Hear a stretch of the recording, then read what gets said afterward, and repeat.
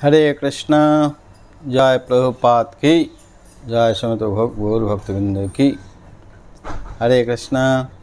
तो आज हम लोग सुनेंगे कैसे एक शुद्ध जो शुद्ध भक्त होते हैं कैसे आचार्य के मूड को समझ जाते हैं, या गुरु या भगवान की मूड, वो भगवान क्या चाहते हैं। ऐसे ऐसे तीन प्रकार के शिष्य होते हैं। एक जो गुरु है भगवान उनके मूड को समझते, उसी अनुसार कार्य करते हैं। दूसरा है कहने से करते हैं, और तीसरा है कहने से भी नहीं करते। तीन प्रकार के शिष्य हैं। तो ये श्रीपाद सनातन गोस्वामी जी है, फर्स्ट क्लास के थे। तो एक्चुअली चैतन्य महाप्रभु उनसे क्या चाहते हैं, उनके अनुसार ही आचरण करते थे। क्या चाहते हैं महाप्रभु जी उनसे, ऐसे आचरण उन्होंने करते थे। तो जब जेल से निकल के सनातन गोस्वामी जी आकर काशी में चैतन्य महाप्रभु से मिले, जेल से जैसे निकले, दाढ़ी बाल वैसे वस्त्रों, कोई ठीक खासा वस्त्र नहीं थे, ऐसे चिंता मग्न थे। तो ऐसे ही बीच में चैतन्य महाप्रभु से मिले। मिलने के बाद महाप्रभु कहे कि सुनो, चंद्रशेखर के घर, चंद्रशेखर आचार्य के घर में, चंद्रशेखर के घर में महाप्रभु रहते थे। और तो उधर आके जब उन्होंने मिले तो महाप्रभु चंद्रशेखर तपन मिश्र से मिलाया, और महाप्रभु जी कहने लगे सनातन को चंद्रशेखर से कहने लगे सनातन को ले जाओ, सनातन को ले जाओ और इनको भद्र करा के लाओ। मतलब इनकी सेविंग आदि ठीक से करा के लाओ, भद्र करा के लाओ। तो भद्र लाए, करा के लाए, गंगा जी ले गए। गंगा जी सनातन थे, जो भी हम प्रभु के साथ जाएंगे, जो भी प्रभु के हम हैं, जो भी करना है करेंगे। तो महाप्रभु स्वयं उनको भेजे चंद्रशेखर के, जाओ इनको ले जाओ, भद्र करा के लाओ। तो सेविंग होके आ गए। तो इसके बाद तपन चंद्रशेखर जी एक नए धोती दिए। तो वो धोती महाप्रभु, वो सनातन जी स्वीकार नहीं। महाप्रभु बड़े अंदर बड़े खुश हो रहे थे। और जब तपन मिश्र और चंद्रशेखर एक ही साथ में मिले, और तपन मिश्र जी सनातन जी को निमंत्रण किए थे, तब उस निमंत्रण किए तब गए। महाप्रभु उनको लेके गए, सनातन जी को लेके गए। तो महाप्रभु चरण धोए, चरण धोकर महाप्रभु प्रसाद में बैठे। मिश्र जी कहते, मिश्र इनको भी प्रसाद दो, इनको भी बैठाओ, इनके भी आसन लगाओ, इनके लिए भी प्रसाद परोसो। तपन मिश्र जी कहते हैं कि प्रभु आप प्रसाद ले लीजिए, सनातन बाद में ले लेगा, तो आप इसके लिए आप चिंता मत कीजिए, मैं तो सब व्यवस्था कर दूंगा। तो प्रसाद लिए, महाप्रभु प्रसाद लेकिन विश्राम किए। सनातन जी महाप्रभु के जो बची हुई जो पत्तल, उसमें जो प्रसाद था, महाप्रसाद, वो दिए। तो प्रसाद पाए। प्रसाद पाने के बाद चंद्रशेखर जी या तपन मिश्र जी एक नए धोती लेके दिए कि इनके देख लिए कि इनके वस्त्र ठीक नहीं है, एक वैष्णव की जैसे वस्त्र होनी चाहिए, ऐसे नहीं है। तो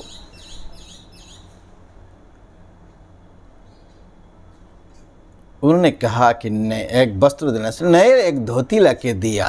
तपन मिश्र जी एक धोती, सनातन जी आप ये वस्त्र को त्याग कर दीजिए, आप ये धोती ले लीजिए नए वाले। सनातन जी स्वीकार नहीं किए। और सनातन जी कहा, तपन मिश्र जी कहा, यदि आप मुझे कुछ वस्त्र देना चाहते हैं तो आपके जो पहना हुआ वस्त्र है, पुराने वस्त्र है, ऐसे मुझे पुराने वस्त्र दे दीजिए, एक पुराने वस्त्र दे दीजिए।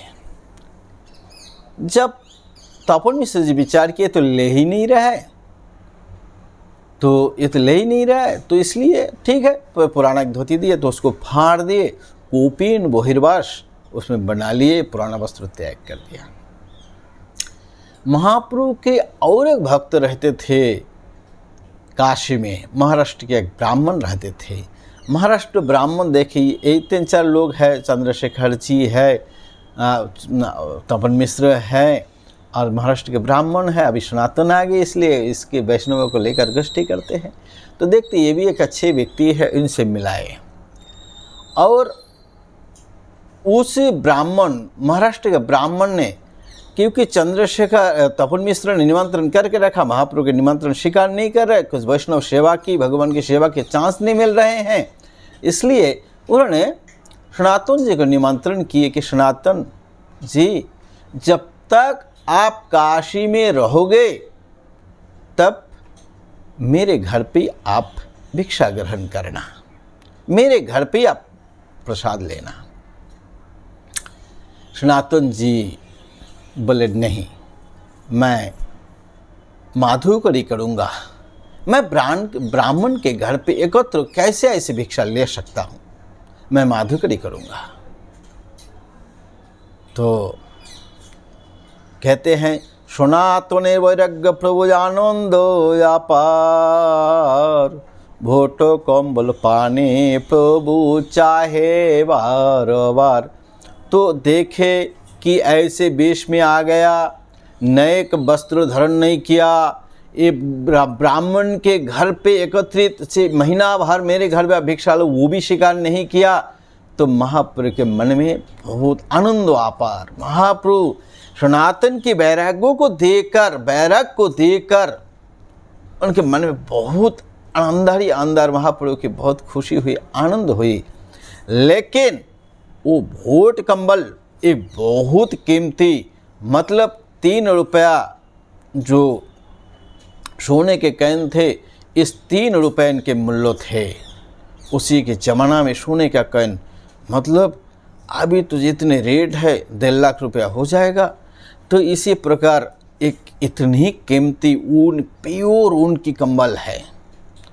तो इसको दे, उसके और बैरागी तो बहुत ज़्यादा बैरागी है, बहुत अच्छी है, सभी ओर से ठीक है, लेकिन उस कंबल की ओर महाप्रभु के बार बार नजर जा रहे हैं। भोट कंबल पाने प्रभु चाहे बार बार, उस भोट कंबल की ओर महाप्रभु को बार बार नजर जाता है कि ये ठीक नहीं है, उनके कंधे में जो है बैरागी तो मुझसे अच्छा बैरागी है। तो इसी केवल महाप्रभु कुछ नहीं कहा, 2 शब्द नहीं कहा, लेकिन एक इंटेलिजेंट डिसाइपल, एक अनुगामी जो है वो समझ जाते इशारा ही काफ़ी है। उन्होंने महाप्रभु को नज़र देखकर समझ गया कि मैं एक कंबल महाप्रभु के लायक नहीं है, महाप्रभु इसको लायक नहीं कर रहे कि मैं अभी तक बैरागी नहीं बन पाया। तो उसको त्याग करने के लिए उन्हें सोचा कि कैसे मैं इस कंबल को छोड़ूं। तब उन्होंने मध्याह्न दोपहर की कृत्य करने के लिए वो गए गंगे में, गंगा स्नान के लिए। तो गंगा स्नान की गई एक गौड़िया, बंगाल की एक वैष्णव ने, एक व्यक्ति ने एक कंथा गुदड़ी उसको पुराना गुदड़ी है, उसको धोकर सुखाने दिए। उसको चाहकर सनातन जी कहते, भैया मुझे कुछ उपकार करोगे? क्या है? बोले कि इस कंबल को ले लो, इस कंबल को ले लो, इस फटे गुदड़ी को मुझे दे दो। तो वो व्यक्ति ने सोचा ये व्यक्ति मुझे मजाक कर रहे हैं, ये व्यक्ति मुझे मजाक कर रहे हैं, इतनी कीमती कंबल मुझे देगा और इस फटे 2 पैसा का जिसका मूल्य नहीं है इसको लेके उसको देगा और आपने जचाई करके दे रहा है, तो मजाक है नहीं तो है क्या? बोला आप मुझे मजाक मत कीजिए, साधु को ऐसे नहीं करना चाहिए। कि साधु बोला प्रमाणिक, तो साधु प्रमाणिक अथराइज है, मतलब आप प्रमाणिक होकर ऐसे आपको मजाक नहीं करनी चाहिए। तो सनातन जी उनको अच्छे से समझाया, देखिए मैं मजाक नहीं कर रहा हूँ, मैं सही बोल रहा हूँ, इस कंबल को ले लीजिए और इस गुदड़ी को दे दीजिए। तभी फिर भी वो व्यक्ति का विश्वास नहीं हो रहा था, इतना बहुमूल्य भोट कंबल क्यों देगा? तो फिर भी जब विश्वास नहीं करा तो कंबल हुआ, फेंका और गदरी को अपने कंधे में दिए। कंधे लगा के जब चैतन्य महाप्रभु के पास आए तो महाप्रभु तुरंत उनके नज़र बोला सही हो गया, अब जो वेश है बिल्कुल सही है। महाप्रभु ने कहा तुम्हारा भोट कंबल कहाँ गया, तुम्हारा भोट कंबल कहाँ था, इतनी कीमती कंबल तुम्हारा पास में था, कहाँ चोरी हो गया क्या? कहला नहीं प्रभु, ऐसे मैं कंबल कैसे कैसे क्या हुआ सब ने कह दिया। तो महाप्रभु ने विचार कर अपने विचार व्यक्त किया कि देखो तुम्हारा विषय की रोग कृष्ण खंडित कर दिया, तो वो क्यों रखेंगे तुम्हारा शेष विषय का भोग, मतलब वो विषय था, बहुत कीमती कंबल था। तो महाप्रभु के ध्वनित अर्थ से लगता है कि बहुत अच्छे वस्तु हमें इस्तेमाल अपने लिए इस्तेमाल नहीं करनी चाहिए। तो उन्होंने बोला कि कृष्ण अपना विषय, तो विषय जो है, विषय भोग जो है ये एक रोग है। तो महाप्रभु कहने लगे विषय रोग तुम्हारा कृष्ण ने सारा खंडित कर दिया, खंडित कर दिया। वो लास्ट विषय, इतनी अच्छी कंबल तुम्हारा पास था, ये लास्ट विषय तुम्हारा है, इसमें बाधा हो रहा, सारा विषय तो तुम बहुत राजमंत्री है, करोड़ों करोड़ों रुपया है, इसी से सारा राज परिवार है, इतने सम्मान के साथ इज्जत के साथ सभी से तुमको छुड़वा दिया, केवल कंबल में फंस के रखे थे। तो ये मैंने विचार किया, तुम्हारा सारा विषय रोग कृष्ण खंडित कर दिया, वो क्यों तुम्हें शेष विषय रोग रखेगा। साध बुद्ध जो होते हैं, अच्छे डॉक्टर जो होते हैं, वो ट्रीटमेंट करते हैं, छोटा सा रोग को नहीं छोड़ देते, पूरा क्योर कर देता है शरीर को। तो इसलिए वो कृष्ण है शेष विषय रोग, साध बुद्ध रोग खंडी ना रखे शेष रोग। तो साध बुद्ध अच्छे डॉक्टर जो होते हैं, अच्छे आयुर्वेदिक डॉक्टर जो होते हैं, वो अच्छे से ट्रीटमेंट करते हैं, जो थोड़ा सा भी बीमारी न हरा जाए। तुम्हारा विषय रूपी रोगी तुम थे, तो विषय रूपी रोगी तुम, रोग तुम्हारा था विषय रूपी, तो वो हटा दिया कृष्ण ने। तो शेष विषय थोड़ा सा एक कंबल था, ये भी विषय था, ये भी नहीं रहनी चाहिए। तो वो तुम्हारा लास्ट विषय की भोग को भी कृष्ण हटा दिया। बहुत अच्छा है। तीन मुद्रार भट्टगाय माधुकुरी ग्रास, धर्म हानि হয় लोके करे उपहास।